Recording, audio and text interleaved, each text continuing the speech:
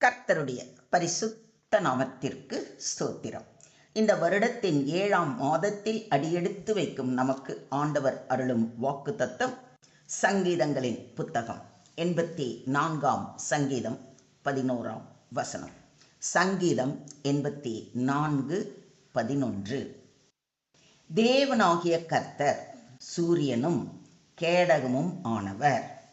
கர்த்தர் கிருபையையும் மகிமையையும் அருளுவார். உத்தமமாய் நடக்கிறவர்களுக்கு நன்மையை வழங்காதிரார். For the Lord God is a sun and shield. The Lord bestows favor and honor.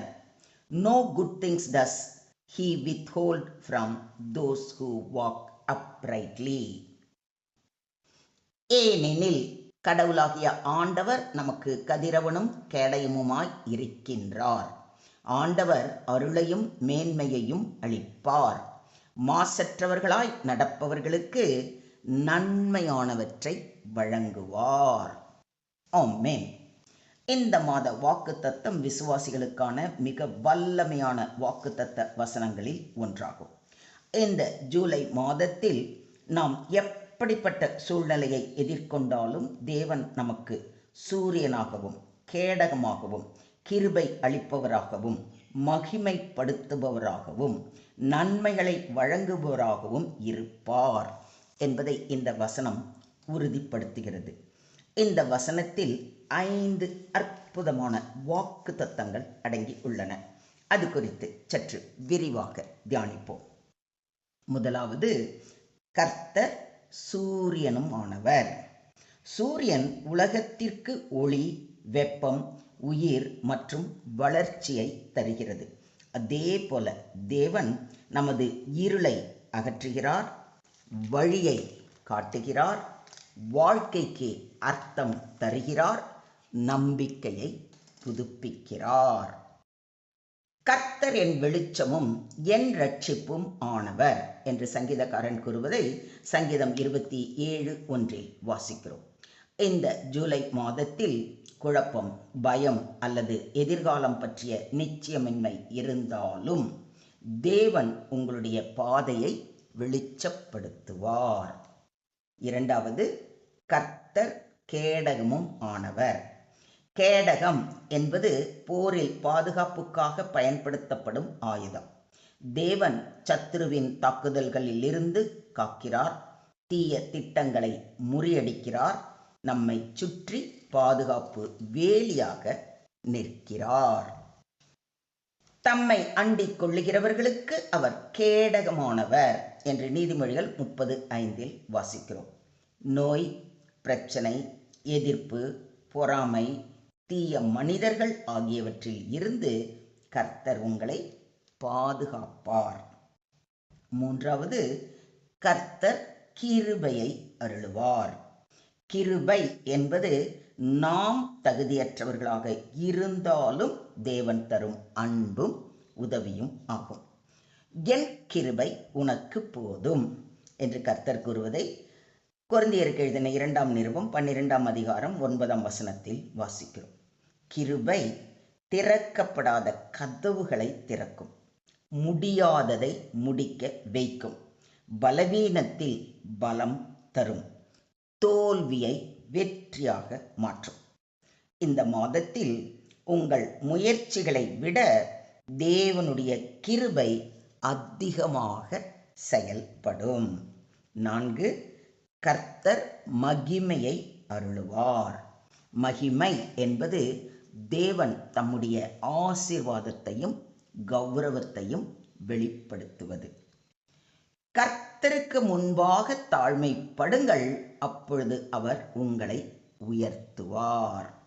தேவன் அவமானத்தை மகிமையாக மாற்றுகிறார், கண்ணீரை களிப்பாக மாற்றுகிறார், நிராகரிப்பை ஏற்றுக்கொள்ளுதலாக மாற்றுகிறார்.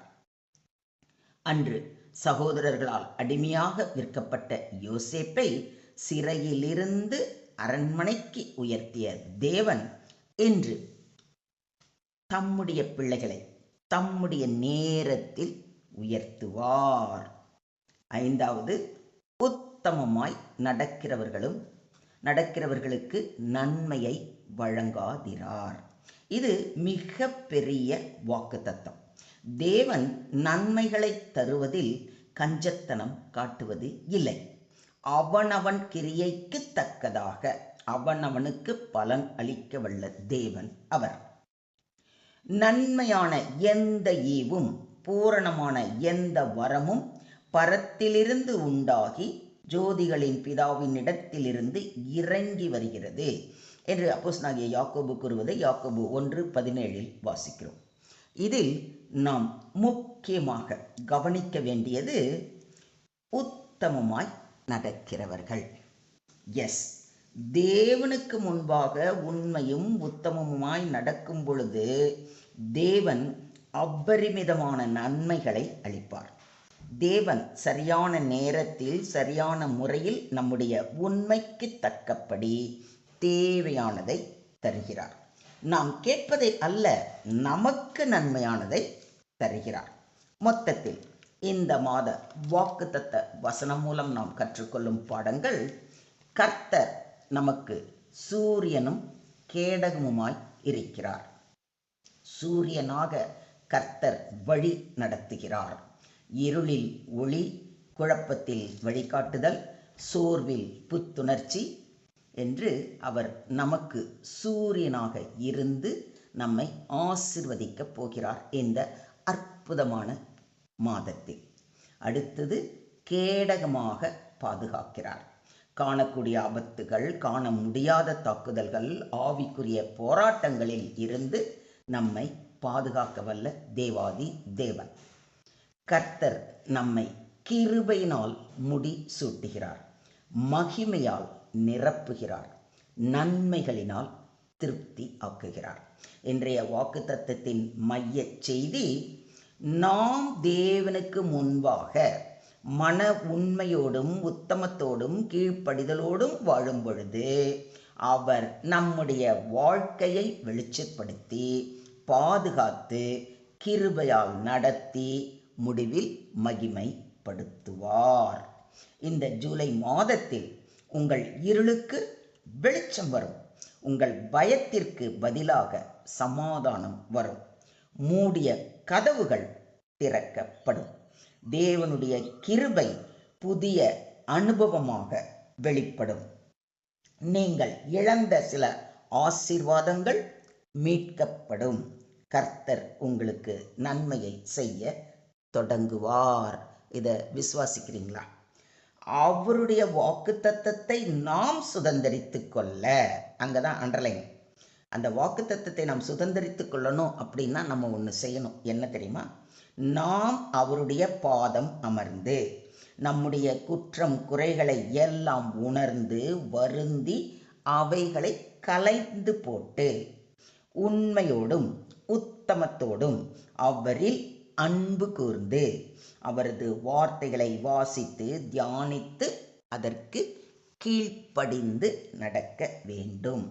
அப்பொழுது அவரே நம் வாழ்வில் ஒளி வீசும் சூரியனாய், நம்மை பாதுகாக்கும் கேடகமாய் இருந்து அவருடைய பெரிதான கிருபையினால் அவரது நாம மகிமைக்கு சாட்சியாக வாழ அருள் புரிவார். இதையும் விசுவாசிக்கிறீங்களா? This month promise verse teaches that God is our sun and shield. As the sun, he guides, enlightens and gives life. As the shield, he protects us from danger and evil. God promises grace for our daily needs, glory for our future, and every good thing for those who walk uprightly. This verse reminds us that in every season, God provides guidance, protection, favor, honor, and blessings. July can be a month of divine light, protection, grace, and God's goodness in our lives. Do you believe this? ஸ்தோத்திரம் ஆண்டவரே, ஸ்தோத்திரம் கர்த்தாவே, ஸ்தோத்திரம் ஸ்தோத்திரம் ஸ்தோத்திரம். அன்பின் பரலோக பிதாவே, இந்த மாத வாக்கு தத்தத்திற்காக கொடான கொடி நன்றிகளை ஏறெடுக்கிறோம் அப்பா. கடந்த 6 மாதங்களை கண்ணின் கருமணி போல பாதுகாத்து இந்த 7ஆம் மாதத்திற்குள் நுழையும் போதே நான் சூரியனாக இருந்து உன் இருளை வெளிச்சமாக்குவேன், கேடகமாக இருந்து பாதுகாப்பேன் என்று வாக்களித்திருக்கிறீரே. கொடான கோடி ஸ்தோத்திரம், ஸ்தோத்திரம், ஸ்தோத்திரம் அப்பா. உமது கிருபையால் எங்களை தாங்குவதற்கும் உமது மகிமையால் எங்களை உயர்த்துவதற்கும் கொடான கோடி நன்றிகளை ஏறெடுக்கிறோம். யாரெல்லாம் என்னென்ன தேவைகளுக்காக உம்மை நோக்கி பார்க்கிறார்களோ அவர்களுடைய தேவைகளை நீர் சந்தியும். வியாதியஸ்தர்களை உம்முடைய தழும்புகளால் குணமாக்கும். புதிய கல்வி ஆண்டில் நுழைந்திருக்கும் பிள்ளைகளுக்கு கல்விமானின் ஆவியை கட்டளையிட்டு அவர்கள் கல்வி கேள்விகளிலே சிறந்து விளங்க உமது நாம மகிமைக்கு சாட்சியாக வாழ கிருபை செய்ய வேண்டுகிறோம். எப்பொழுதும் நாங்கள் உண்மையோடும் உத்தமத்தோடும் வாழ கிருபை அளிக்க வேண்டி எங்களை முற்றிலுமாக தாழ்த்தி உம்முடைய கரங்களிலே ஒப்பு கொடுக்கிறோம். நீங்க பொறுப்பு எடுத்துக்கோங்க, நீங்க வழி நடத்துங்க. சகல துதி கன மகிமை யாவையும் ஒருவருக்கே செலுத்துகிறோம். மீட்பர் இயேசுவின் மூலம் ஜெபம் கேளும் எங்கள் ஜீவனுள்ள தகப்பனே, ஆமென். என் ஆத்துமாவே கர்த்தரை ஸ்தோத்திரி, என் முழு உள்ளமே அவருடைய பரிசுத்த நாமத்தை ஸ்தோத்திரி. என் ஆத்துமாவே கர்த்தரை ஸ்தோத்திரி, கர்த்தர் செய்த சகல உபகாரங்களையும் மறவாதே. ஆமென். May God bless you all a very, very, very happy, prosperous, blessed, holy, peaceful, joyful, safeful, successful, and victorious month. God bless you all. Have a blessed month.